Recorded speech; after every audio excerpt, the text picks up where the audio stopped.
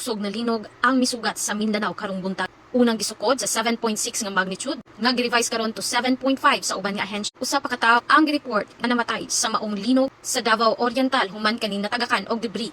Og mga estudyante sa Governor Generoso, Davao Oriental nga nahilo human sa linog, 50 ka estudyante ang gidala sa ospital. Nawala usab ang kuryente sa Misamis Oriental ug tanan nga klase suspended. Sa Butuan, isa ka crack sa bridge ang nakita sa pag-inspeksyon sa mga LGU og isa ka landslide ang gipahibalo sa Camiguin. Human sa linog gi-issue ang tsunami warning para sa baybayon sa Mindanao og mga kasikbit, pero human sa 2 ka oras gitangtang ang kani nga tsunami warning. Gayon man ang mga coastal communities ginadili sa pagbalik sa ilahang mga balay kung daplin kani sila sa baybay. Sa mga aftershock nagpabilin nga naa og ang pinakataas nga na record nga aftershock ay 5.